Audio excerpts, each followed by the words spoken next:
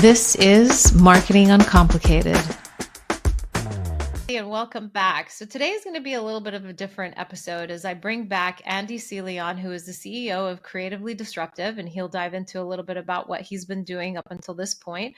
But as we had our last episode, which has yet to be aired, this one is probably going to air first. We did talk a lot about the grit of being a founder and growing your own business and building up your own internal team, as well as really dealing with your surrounding communities and who you really decide to spend your time and energy with. So I thought that I wouldn't want to be speaking about this with anybody else other than Andy, because we've been having such rich conversations leading up to this. And for those of you, we have rescheduled this multiple times, so it's going to be a good one. So tune in, and I pass it on to you, Andy, to just tell people who you are and what you do. Yeah, so Andy Seeley, Creatively Disruptive CEO and co-founder with my business partner Russell. It's easy to say, oh, we own a marketing agency, but it's actually evolved into kind of like a full consulting, hand-holding, revenue growing business that helps, I guess, founders and owners actually reach their hopes and dreams. In fact, one of our I guess catchphrases that we use is actually turning hopes and dreams into data and certainty. And there's a lot of factors that come into this, and this has gone over 20 years of kind of working through and lots of different businesses. Obviously, Creatively Disruptive has been around for about 10 years. But us seeing kind of what works and what doesn't. And when we first started, especially with Creatively Disruptive, we were like your typical agency that kind of just focused on lead generation and conversions and the data that Meta generates or Google generates or whatever, and just trying to just push as much of that as we can. As we went through this, and we're an old timer agency now. 10 years is basically a lifetime in this business. We've kind of seen huge success, multi-million-dollar a month revenues for clients that have come on board. And we've seen lots of terrible failures, and we've seen all sorts of stuff. And whilst I would love to say that we were the main factors of everything, and I'd have to, if I was to own that, I'd have to own the failures as well. The commonalities oftentimes is the ownership and their headspace. And, I was saying to you, Sasha, before you pushed record, that the common thing that we see is owners not being prepared mentally for success and what's required to get that success, and the difficulties and trials and tribulations that they have to somewhat understand that they're going to have that success. And I think I said to you, and you said, hold that thought, was that I do consultancy. That's part of our business model. That, if we've got clients that are really struggling, we'll actually tell them, we don't think we should run ads yet because you're not ready for that. But we can consult with you. We can work through what works and what doesn't. We'll talk to you about what's working. And oftentimes, the single major problem that a business has is the founder. The founder's not quite in the right space to actually have success. And, it might sound wishy-washy and it might sound kind of silly, but, there is a major part, and anybody that's gone and done any courses, I know you've probably done a lot of this yourself, and worked with clients yourself on this, mindset is 100% the main thing that a business owner, especially today, needs to make sure that they work on, right? And to love him or hate him, we can look at the president of the United States. His mindset is, I will win. Yeah. I don't care what anybody says. I'm a winner and I will win. Yeah. To such a strength, and I truly believe he truly believes it, to such a crazy level, that somehow he muscles through. And whether or not you like his wins or dislike his wins or whatever, you can't argue that I never thought that he was going to be successful and become president again. Yeah. And he had so many things going against him. And Here He we became are. president. It's like, Yeah. and he probably never thought that it was predestined. There was no part of him, because his mindset was in that place, that it was going to happen. And I think, again, love him or hate him, because I know he's a polarizing figure, I think there's something to be learnt from that. That, I was reading a book about laws of attraction and all that, because I'm a big believer in that stuff, because I've seen it time and time again affect Yeah. me and others. And that there's the problem that people have is that they have an idea of what they want, and they go, oh, I want to be a millionaire, right? I really want to be a millionaire. They put it out there. Yeah. But they need to align two parts to themselves. That's the inner part, which is saying, I want to be a millionaire, but the outer part is the thing they put into the universe, or the way they behave with society or the community. Yeah. And they need to be in alignment with that inner part. And when it's in an alignment, that actually everything lines up. And suddenly, people mention, and you hear about it all the time, everything just seemed to line up. Everything just seemed to happen. It's just felt like it was the right thing to happen. It's Yeah. because those two things are in alignment. Yeah. Most people, 99% of people, it's a tug of war.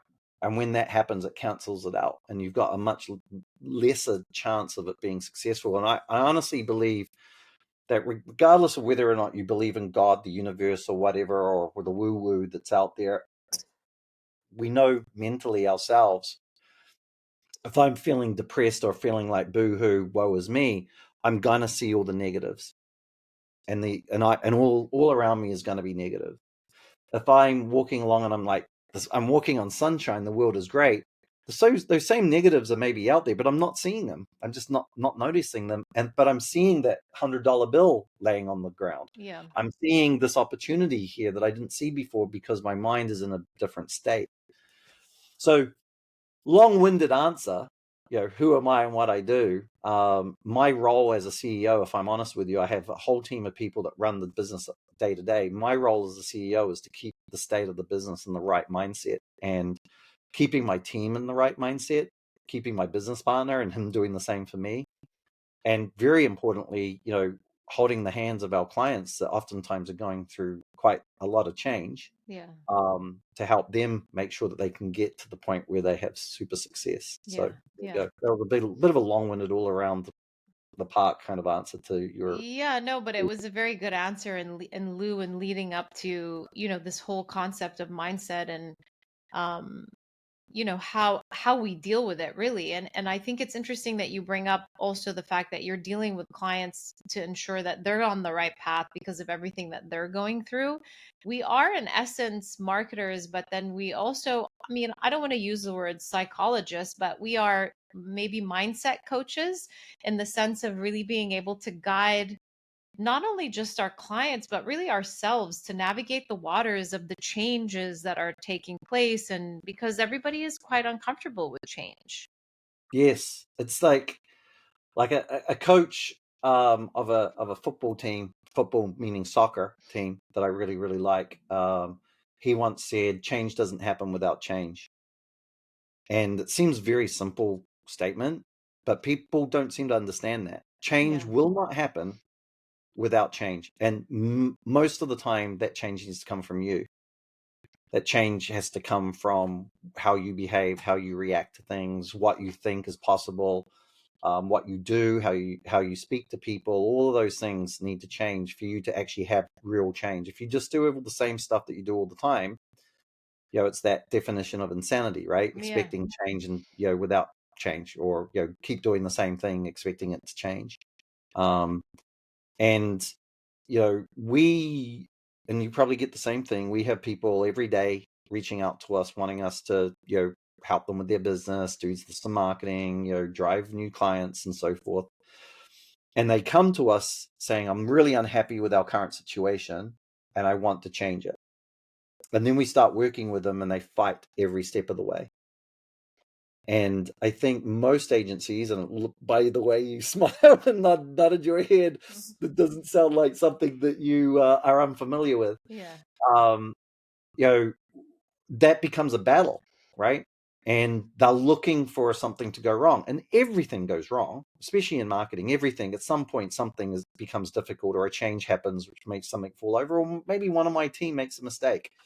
You know, something's going to go wrong, and if you're just waiting for that thing to go wrong, and once it goes wrong, you're like, aha, see, I knew this wouldn't work. Aha, see, I knew this change was a waste of time. Then you're constantly reinforcing, the negative stuff that you want, that you subconsciously probably want to have happen, because you're not ready for the success that you potentially can have. Yeah. I literally, I don't know if I showed you this. Did I speak about it in the last conversation that we had? But to give you guys, this will sound very woo wooey, but I really truly believe it was a turning point for me just a couple of years ago. I decided I'm going to really test this mental alignment stuff, and really see if I can affect my surroundings. I can affect what happens to me by just putting myself in a really good mental alignment. And I was like, I'm really going to work on this. I found some YouTube videos and some blah blah blah, and every day I'd focus on gratitude. Yeah. Every day. And I did it for 4 months straight, Yeah. every day. And I put a lot of effort into it. And then I added into it that I'm open to making money. I'm happy to let wealth flow into me, all of that kind of stuff. And to be honest, at the beginning, it felt kind of woo-wooey. It felt a little like, well, is this real?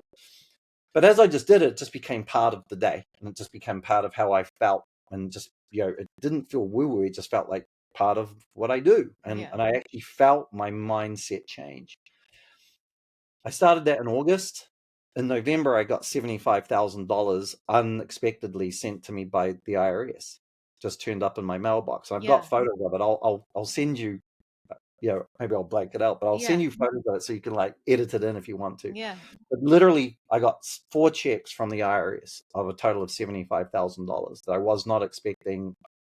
I know why it came. It was something that I applied for during COVID and totally forgot about it. And then suddenly those checks turned up. Yeah. And, that's a real direct, I was putting myself in the right place to accept something, and suddenly there's cash turning up in my bank account. I mean, these are IRS checks. They're pretty good, they're not, they didn't bounce. They were real money that went into my bank account. A couple of weeks later, we had an opportunity to buy another agency.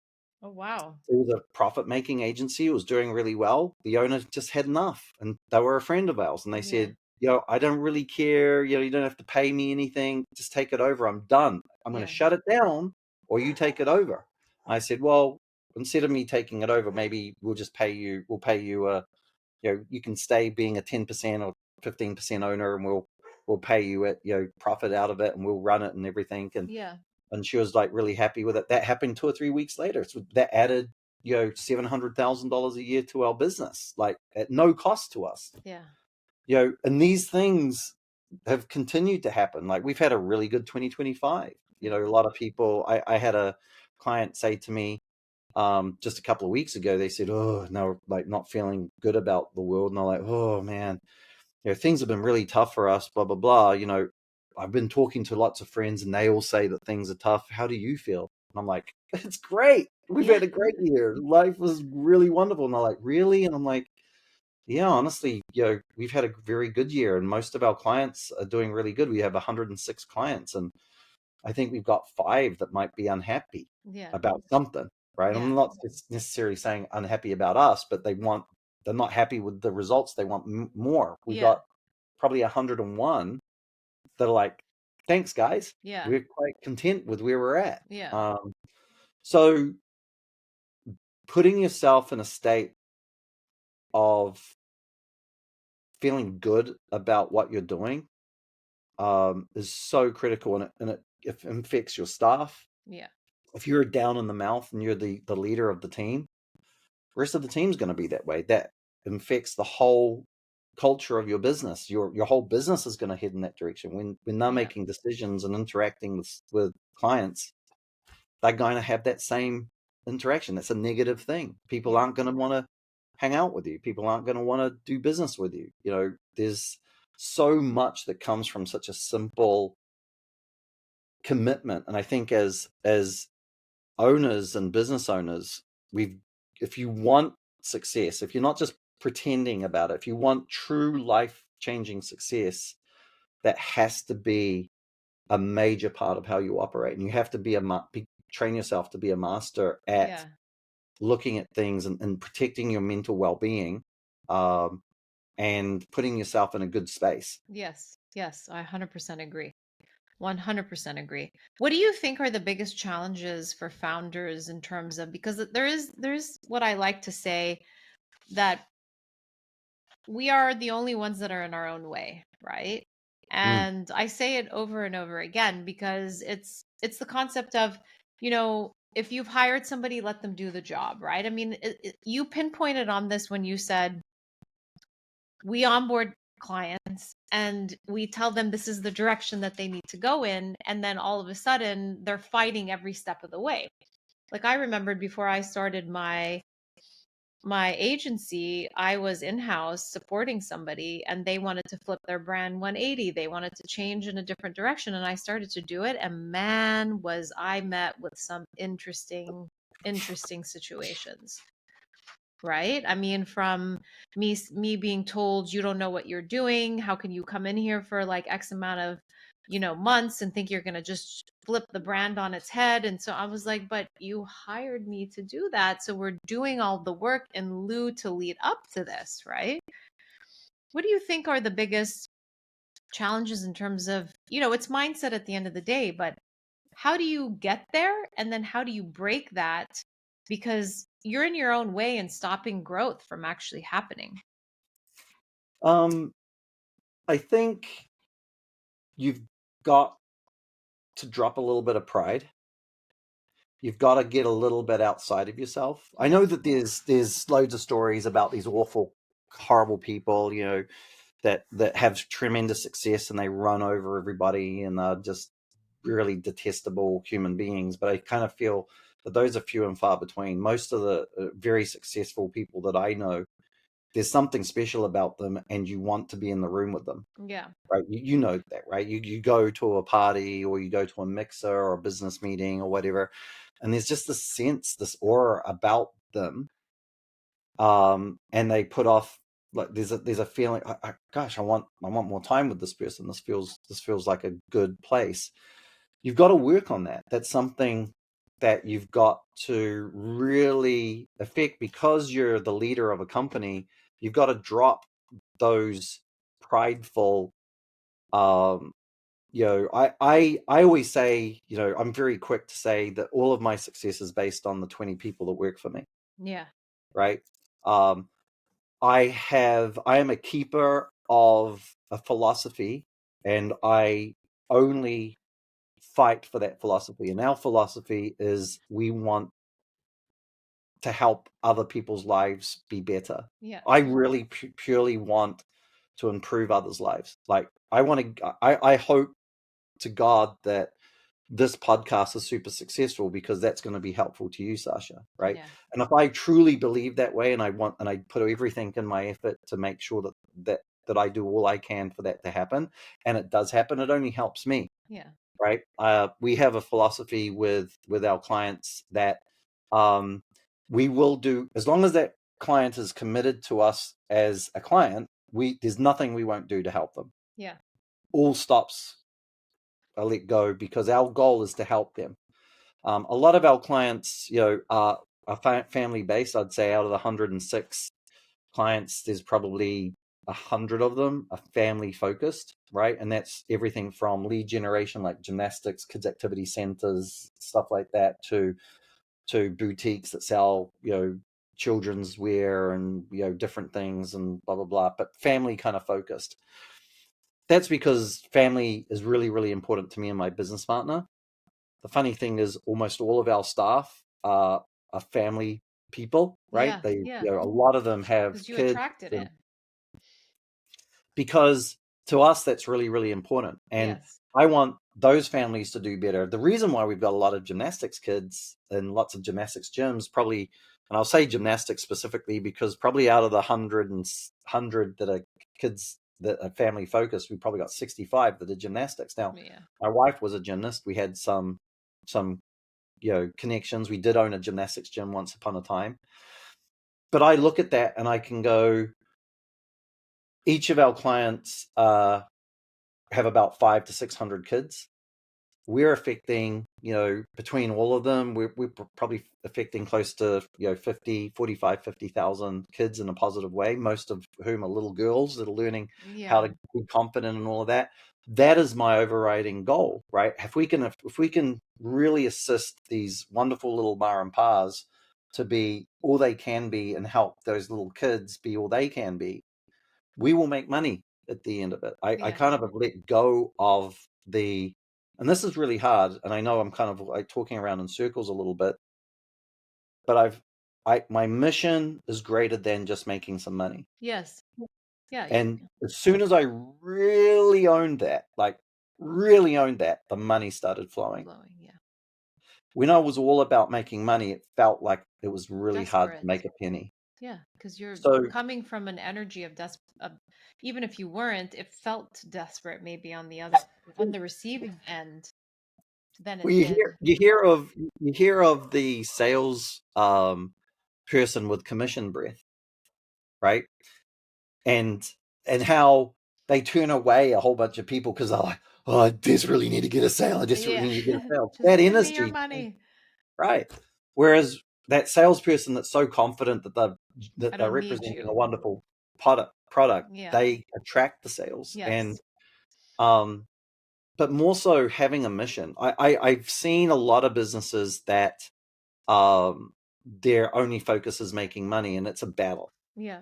And some of them make a lot of money, but that's all they do 24/7, busting their butt. It's really, really hard work. I've got I had a consulting client that all he wanted to do was make loads of money. He's a younger guy. He's probably 30 now.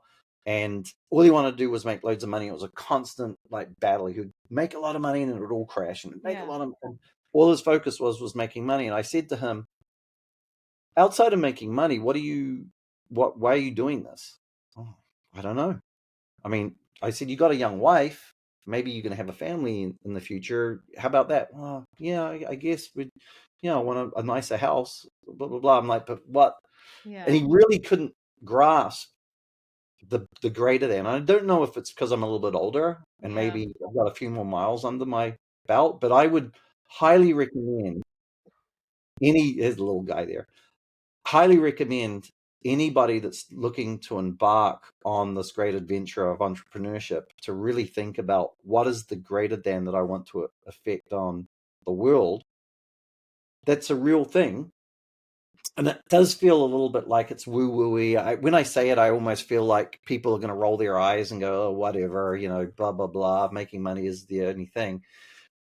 Don't get me wrong. I want to make loads and loads of money. Money allows me to, buy land and travel and do nice things for people. Yeah, it's a comfort of life, So it's not like you want to make loads and loads of money. I mean, maybe you do, want to get a private jet, but it's more of the sense of having land, being able to grow your own crops. Nobody knows where we're going today or tomorrow. So, it's the level of comfort of money moves, right? So, Right. but you are right to the point of, when you're not so focused on that's just the end goal, then it becomes a lot more easier and it does flow because nobody wants to give you money, Sasha, because you want it. Yeah. Right. One of the things I learned really quickly is none of my clients want to give me money because I want to make money. Yeah. They want to give me money because I'm prepared to do something and change their life some way. So if I really focus on changing their life for the better, they're so much more happy to give me more and more money. Yeah. Right. It's like when we speak to people, and I say, hey, would you like to do marketing? No one wants to do marketing. Yeah. No one wants to spend money with Google. No one wants to spend money with Facebook and so forth. Yet when we talk to them, they're all concerned about all the numbers, all of the, what's Google doing for me? What's Facebook doing for me? Now, tactically, those are good questions. Yeah. But not to the cost of what are you trying to accomplish? Why are we doing what we're doing? Right? You're not doing Meta because you want to do Meta. What is Meta going to create for you? What are you trying to create by using the tool called Meta? What are you trying to create by hiring us to operate meta for you. If you don't have a really clear goal of what you're trying to create, then, then it's really hard for us, even as a marketing company, to actually really figure out what to do, right? It's, people don't buy because of the price. People buy because you have something that they want. Typically, people want a better life. Yeah, you have something to support them to that goal. I'm going to buy this comb. We have a company called Sheila Stotts, a client called Sheila Stotts, who sells this really great comb. Yeah. She's doing really, really good. She's got a wonderful attitude. She's an amazing client. Your dogs, they all want to be part of it. Yeah. She's an amazing client. She's wonderful. She's doing really, really, really well. Yeah. Right. And I think it's because she wants you to have wonderful hair. Yeah.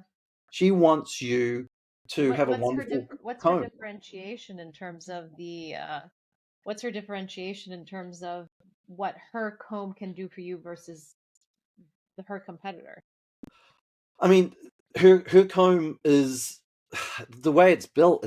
It's from what we're talking about a guy who doesn't have a lot of hair, so I don't actually have one of the comb. But what I'm hearing, especially from my staff that have actually got a couple of her combs, and they have lots of hair, kind of like you, they just, it just feels good, and it does a good job, and it just does everything. It makes them feel beautiful. Yeah. Right. So she's not selling a comb. She's selling something that makes somebody feel better about themselves. Yep. And the ease to get to that point, right? And that, I think, is where a lot of this comes from. Like, if you're really focused on how are you making someone's life better, right? Yes. Like, and I think everyone's heard things like, what is the problem that you're solving? Yes. Right? The same thing, right? People are buying or spending money with you because you're solving a problem. Yes. But also, people are spending money with you because you're making their life better. Yeah. And when we as business owners get our mindset and our mission, my mission is to make these family-owned businesses and family-focused businesses lives better, and their clients' lives better, right? And their staff's lives better. The money kind of comes, and the more I dip into that, the more I double down on that, the more it comes back in so many different ways. And if I'm honest with you, just me personally as a human, I think I'm better to hang out with. I think I'm happier. When things go wrong, I kind of shrug it off. That I don't hold on to them anymore. They don't ruin my day and my week. Mm-hmm. As a CEO, as a founder, you having a bad day can cascade into your whole company having a bad day if you allow it. I Right? completely agree. Back in the day when I was younger, something would go wrong and I would have a bit of a temper. My family is full of redheads. You wouldn't know it. You got strawberry redhead. You got probably redheads in your family. Yeah, And they I had do. they had that fiery redhead temper too. Yeah. And I would have the same thing, and I would get angry, and I almost felt like, as the owner or the boss or whatever, it was okay for me to lose my shit and give people crap. But I learned pretty quickly that all that did was cost me money. Yeah. All that did was cost me money. All that did was cost me staff. All that did was make it harder for me to actually have the life that I wanted. And did I feel good about that? Did it improve my life? No. So, getting back to that original question of yours, about what can they do, is really getting a sense of what they're trying to accomplish, how they're making other people's lives, and really double down on that. And then asking themselves, and we have a system which I am always talking to my team about, and it's called Delight. I don't think have I spoken to you about my I love philosophy of this. Delight? I don't know if we did, because it was a while back that we filmed, but let's definitely go into it, because it's a good. So let me because this is the basis of all decision making in our company. Yeah. Right. So our goal is to delight people. Oh yes, we did talk about this. Yeah. Right. Delight is the opposite to anger. Yes. Right. If I anger you, Sasha, you're going to tell somebody about it. Especially if I really anger you, you'll tell your friends. You're going to do something in a half an hour or so. You'll probably say, you won't believe what this guy just did, and it really pisses me off. You're going to tell some people. You might go online and write a review about it. You might do all sorts, and you'll hold on to it. And every time we ever meet, you'll remember that time that I made you angry. Yeah. Delight is the opposite, right? It's the same, but the opposite feeling. If I really truly delight you, you're going to go and say, I can't believe what the Andy guy did. It was so amazing. I loved it. You might go online and write about how amazing that experience was. The next time I see you, you just smile and you're like, oh, hey, how's it going? And it continues on. So as a philosophy for our company, our goal is, how do we delight someone today? Now, that delight can be internally, like, staff member to staff member, a staff member delights another staff member, or we delight a customer and we recognize it and we talk about it and we share it with everybody, right? So if a client is especially delighted, we tell the whole team, so they all know that we've caused delight in somebody. The next decision, so that's the number one thing. Have we delighted somebody today? The next question after that, the next rule is, if I make this decision, is that going to hamper me from delighting somebody today? Yeah, yeah, So I'm not going to make this decision if it stops the chance of someone being delighted. And then the last decision is, by making this decision, am I going to screw Andy over? yeah, Right? yeah, Which basically means, I might delight you, Sasha, by saying, don't pay any bills for the next 6 months. You'll be, oh, that's so great. But that's going to screw Andy over. I won't be able to pay your salary or whatever. Right. yeah, So our team is constantly looking at it and going, who have we delighted? Have we delighted someone today? If I haven't, I need to work on that. If I make this decision, is there a chance that I'm going to hamper our ability to delight somebody today? And then two, if I make this decision, are we going, is the company going to be negatively affected? Because ultimately that will hamper our ability to delight people. yes, Right. yes, And that is basically our whole ethos when it comes to decision making. And that puts everybody in a very positive mindset rather than fear. Don't rule by fear. Don't have your team running around thinking, oh man, if I do this, Sasha's going to be angry. yeah, Or if I do this, Andy's going to yell at me. No, it's much better for them to be running around going, who can I make giggle today? yeah. I Who love can that. I make puff up? Like, and I said it to a consulting client the other day. And I said to him, he's a guy, he's kind of like a New York kind of guy. He owns a gymnastics gym, funnily enough, but Yeah, he's kind of like a tough New yeah, Yorker.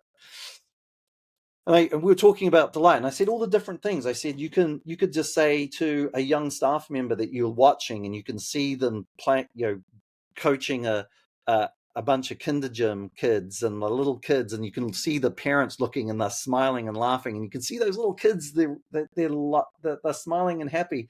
And that coach comes out, and you walk up to them and say, I just watched your class. Good job.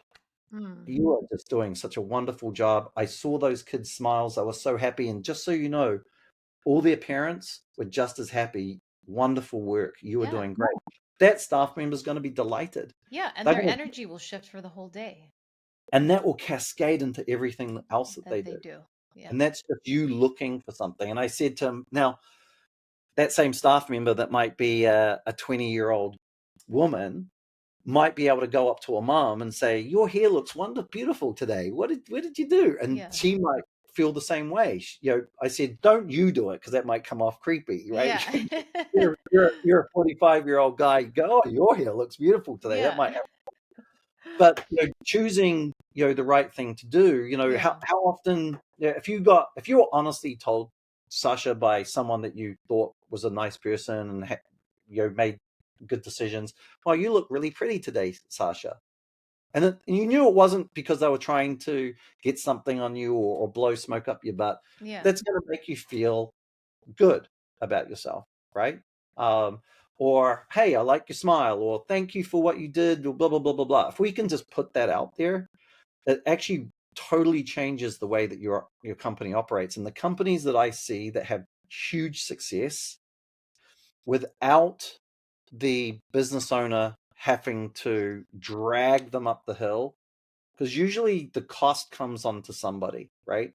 And oftentimes what I see is, if you can generate so much power in your company. Like, I've got a staff of 20. If I really fill them with a sense of delight and goodness, and that they're doing the right thing, and they're out there spreading good things, and again, it feels like I'm woo-wooing a little bit, but if I really help them do that, I power up 20 individuals that have as much power as I have to really put this stuff together. And that's what charges and fuels our company's success. Yes. If I'm putting fear and difficulty and challenges and I'm walking around frustrated and angry and worried constantly about everything, It will I'm translate. sharing that with everything. It drags everything down. Mm-hmm. Now, you might still have success doing that, but you're going to have to carry the weight of the world and drag your company up a hill. And I use the analogy of, you can choose with business to get to the top of the hill rolling up a sack of rocks, Yeah. right? Put a whole bunch of rocks in a burlap sack, and you can operate like you're rolling that sack up the hill. And you can do it. You can get to the top of the hill. The amount of effort and the amount of work that you need to do that is incredible. Yeah. Or you can have 20 of your team help you build a cart with wheels, and then you are all pulling that cart up the hill. You can put a lot more into that cart. You'll get up the hill much quicker. And once you get up the top of the hill, it runs down and it takes its own momentum, and you're away. Yeah. If you get to the top of the hill with that burlap sack, you still got to push that thing down the hill, Mm-hmm. right? Totally. And I Good analogy. and I kind of always say to people, you have the choice. You can do it the hard way. You can still get some success, but your life is going to be so much worse than that, and the 100%. ultimate success is going to be that much less. Yeah. I look at people like, if you look at ultimate success, like financially, you look at someone like Elon Musk, right? Now, granted, he's got some autism things going on, Yeah. and he's a very different character. Most of them are when they reach, well, not when, but most of them, I feel like to reach that bracket, you kind of have to be on the spectrum A somehow. little bit different, right? Yes. Yes. But much like Trump, Yeah. he knows he will solve all problems that Yeah. he will come Sets across, out and he to has do. 100% faith that what he's doing, and more so with him than anybody else, he's genuinely trying to make the planet better and human existence Yeah. better, right? Yeah. Everything that he's motivated by, all of his businesses, is about trying to make our lives better, whether or not you agree with them or not.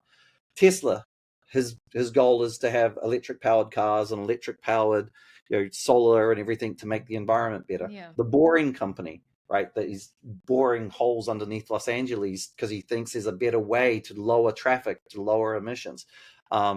Starlink, communicating around the globe so he can Oh, connect yeah. all of Connect everybody.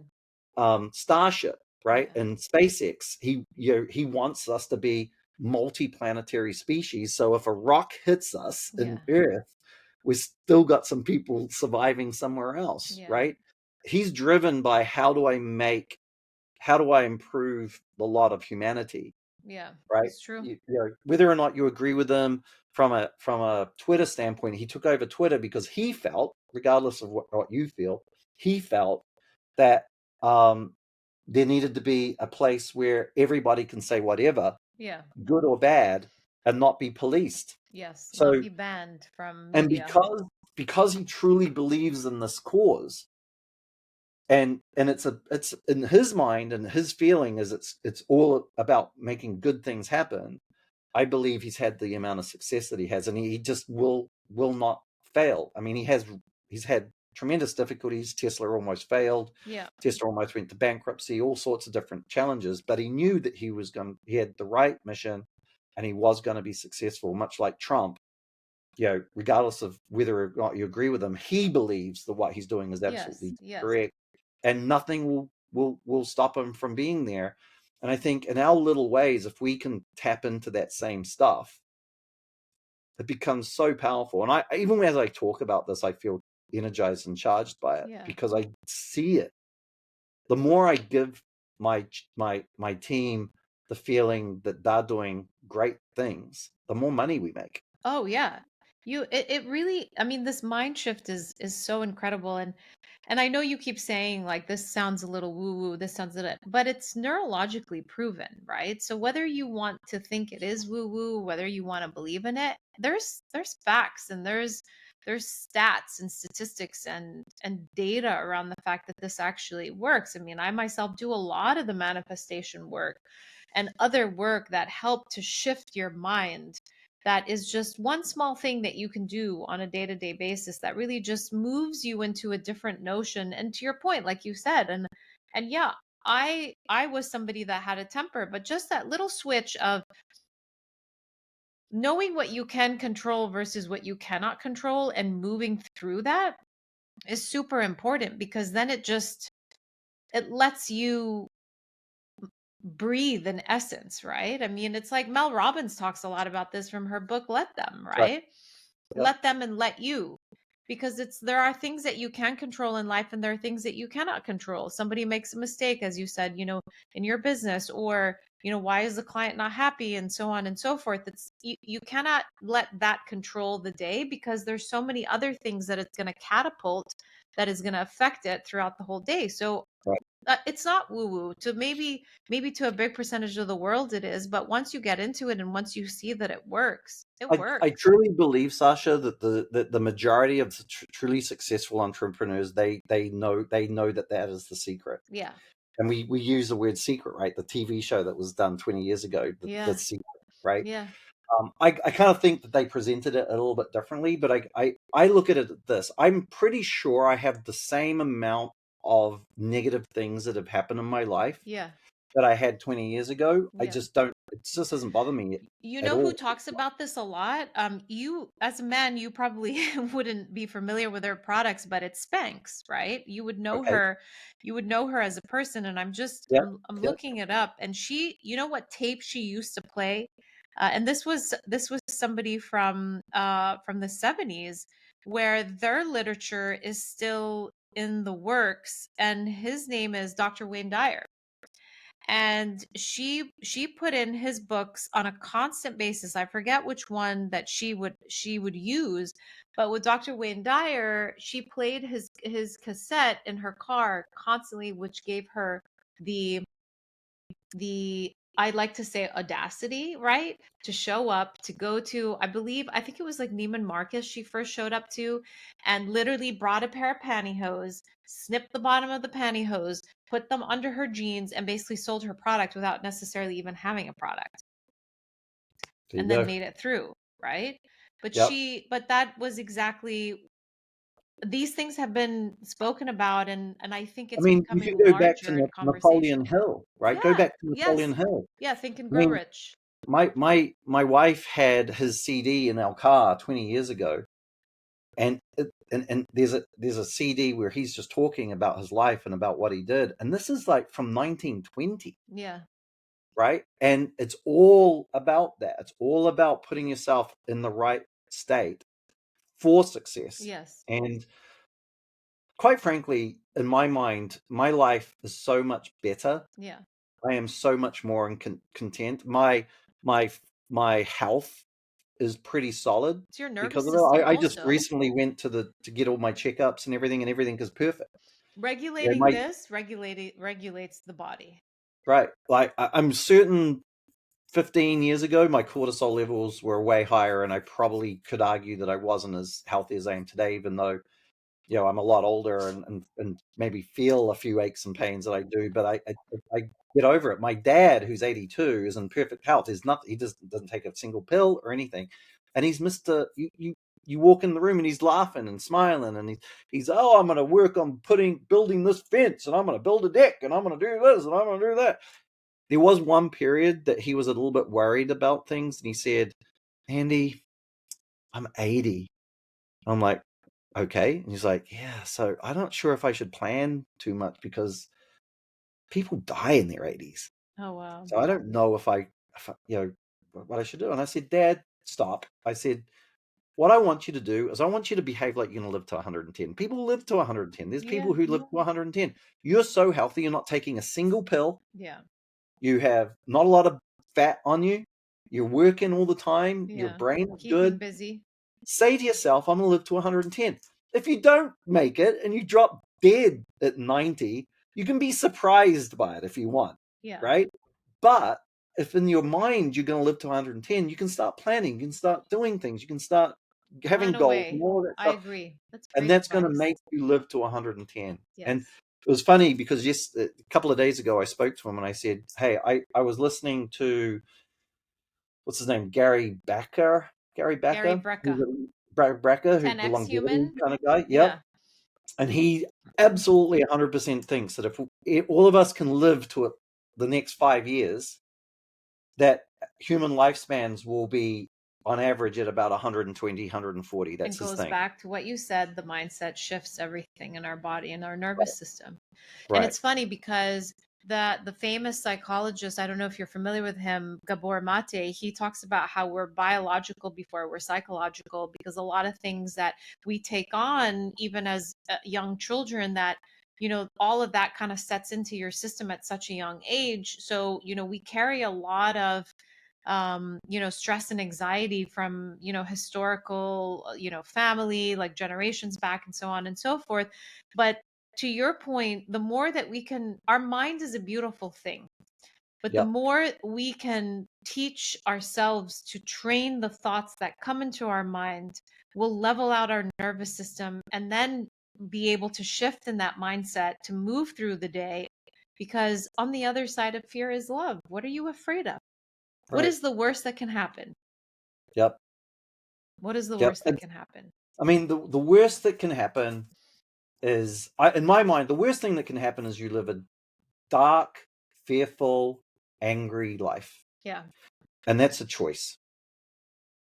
It's 100% a choice. I know people that have struggled, that have had horrible things happen to them. They've had whole family members, like when I say whole family, like their whole family has died. Yeah. They've had, the archetype kind of like rough, tough life. They started low, they blah, blah, blah, blah, blah. But they chose to have to take it differently. They Yeah. chose to make it happen, and they fought through these seasons, because life is like another, like guru that I listened to at one point was, life is a series of difficult moments scattered by fleeting moments of happiness. And how we deal with those difficult moments is how happy and wonderful our life becomes. If we make those, sorry, not the fleeting moments, the difficult moments, if we treat those difficult moments like challenges that we will overcome and we'll work through, they become smaller and smaller and smaller, and those fleeting moments become bigger and bigger and bigger. Those fleeting happy moments become more consuming. Yeah. There's a really important thing I think most people need to be thinking about too, that there's a lot of power in looking forward to things. Yeah. In fact, a lot of people, a lot of psychologists will say to you, there's more power in looking forward to something and being excited about it and the anticipation of that wonderful thing that's going to happen than the moment that that thing happens, right? A lot of times, let's say you're getting married, that moment that you're proposed to, and then all the planning and all of that work up to the wedding day is sometimes much more rewarding Yes. than the wedding day itself. Yes. And I did have a performance psychologist on, and he talked about how he deals with a lot of athletes who become depressed once they get that gold medal or once they win that game, because the lead up to it is so much more energizing that you just have to keep going past the win, right? Right. So there is psychological data around that humans do reach either a plateau once they've gotten to the level, or there's a beginning of a decline. And I think, and I know you probably have to wrap up soon, but I think the key to be able to really work that is working hard on being grateful for the things that you have. Yes. I'm grateful that I get up today and swim laps because I'm training for this opportunity to go to the Olympics. I'm Yeah. grateful that I get to get up at 5 a.m. and start this. I'm grateful that I get to swim in this pool. I'm grateful that I get to do this. I'm grateful for all this. And you are grateful for the things that are happening in your life, right? If you've got some really tough things happening to you, I want you to be grateful that you woke up this morning. Yeah. I want you to be grateful for the breath in your lungs. I want you to be grateful that you can move your fingers. I want you to be grateful that you can open your eyes and see the sky. I want you to be grateful that you can listen to music. I want you to, all those things. You can break it down to the smallest, most insignificant thing that you think is insignificant, that ultimately is so much more powerful. You do that 30 minutes every single day, Yep. your life will be changed by the end of the month. I agree. I agree. So Well, Andy, this has been super insightful, similar to the last conversation and every conversation that you and I have. And I hopefully will have you back on and we can make this a recurring conversation because I think that there's so much. And, we didn't even dive into some of the tools of our that we are using on our with ourselves, right? And I think, right. I did speak to somebody who has built a community out in Costa Rica and they do plant medicine. It's a whole other ball game. But he said that he had listened to somebody that said, ask not for a better life, but ask for tools that will grant you that better life and optimize you into that better life. So I will leave this one thing, seriously, go out into the world and think to yourself, who can I delight today? Yeah, I love that. That changes so much. Like, I get angry when I'm driving in the car. I'm a terrible driver, right? I've never had road rage, but my wife probably thinks that I do. Like, someone does something, I try to cancel that out by really trying to figure out how do I, like, how do I delight someone today? I've started to think that I'm going to look for. I live in Arizona. We're near Sun City. I'm going to go to a grocery store where there's an elderly person checking out, and I'll share this one thing, and then I'll let you go. Yeah. 25 years ago, I was struggling financially a lot more than what I am now, and I was in Lake Tahoe, and there was a little elderly lady, and she was checking out, and she didn't quite have enough money to pay for her thing, and the checkout person said, "Well, what do you want to leave Yeah. so you can pay for what's here? I'll take some stuff out." And I just said, "No, here's my card. I'll pay for her groceries." Yeah. She was so, like, shocked. She didn't even know what to say. And I walked away, and that feeling that I did something nice for her Yeah. lasted a week for me. And I'm hoping that it might have lasted a week for her or more. Yeah. That's beautiful. I'm not asking everybody to go out and pay for everybody's groceries, but, if you see a friend and, he's looking good because he's been working out, and you say, "Hey, you're looking really good, mate. Good Yeah. job. Yeah. You're working out. You're looking great." Look for ways to try to just make one person delighted, even if it's like, I'm going to try and delight somebody once a week.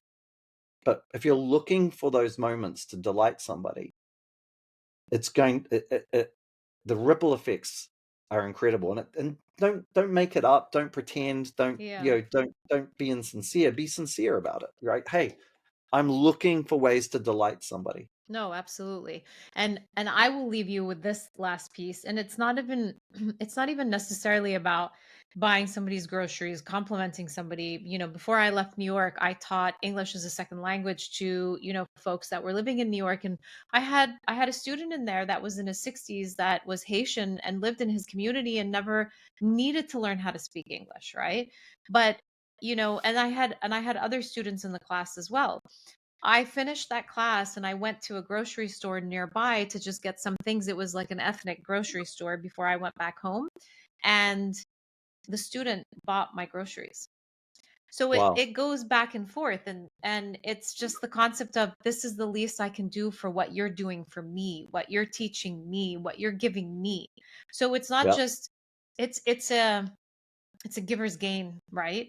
Of, you give to not necessarily think you're going to get. And that was a huge impact for me to know that I was changing somebody's life in every way possible. So it's two ways. It really is two ways. If you So think you can't make something happen, you can't. If you think you can make something happen, you can. yeah, totally.